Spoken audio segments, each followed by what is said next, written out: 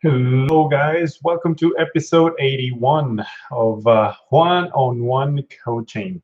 I continue to study and read the book Think and Grow Rich, and we are on the chapter of persistence, the eighth step towards riches.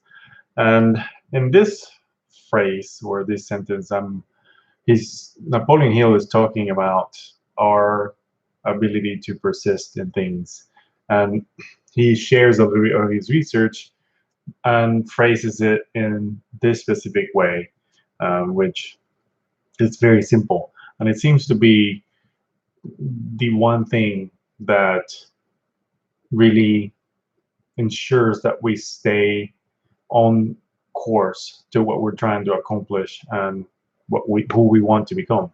And it reads, moreover, experience with thousands of people has proved that lack of persistence is a weakness common to the majority of men. It is a weakness which may be overcome by effort. The ease with which lack of persistence may be conquered will depend entirely upon the intensity of one's desire. I've listened to a lesson by Steve Chandler, who is the author of the other book I'm reading called Right Now, Mastering the Art of Being in the Present Moment, or something like that. Um, he teaches on how he noticed that most of his clients will come to him and ask him, well, how do I get this done?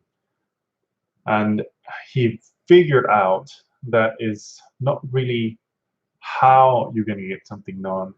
The key really stands in figuring out why they want what it is that they're trying to accomplish.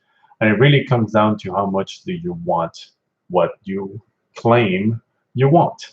And that's what he refers to in terms of the intensity of one's desire. If you remember or listen to some of the other videos, desire is the first step towards riches.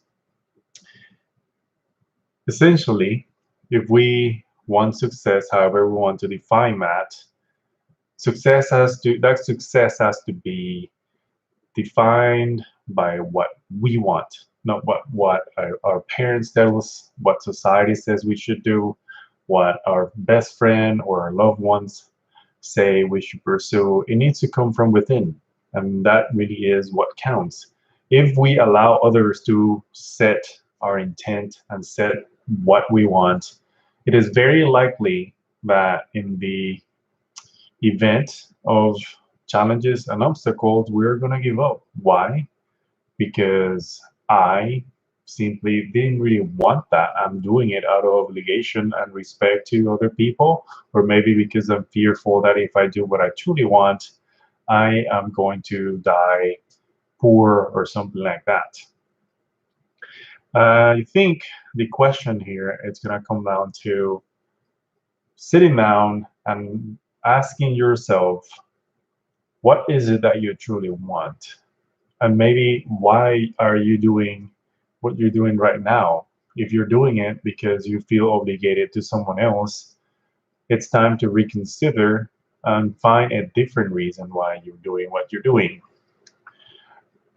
And maybe the next phase of that is asking yourself, what is it that you truly want? What is something that you are willing to give your life for? And that's because that's what you're doing. You're trading life minutes, seconds, and days for something.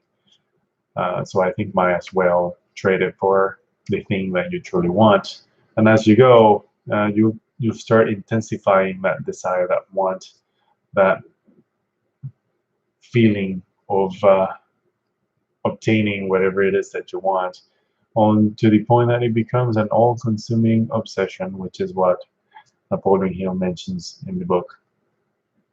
I hope this helps you reflect a little bit more and maybe identify with more clarity why you're trying to do something, and then connect with that. Because if you don't find internal motivation to do what you're doing, it's very likely you're just going to fold and you continue to set up goals that you don't reach, or you continue to settle for things that you think you can accomplish or things that other people tell you you should accomplish.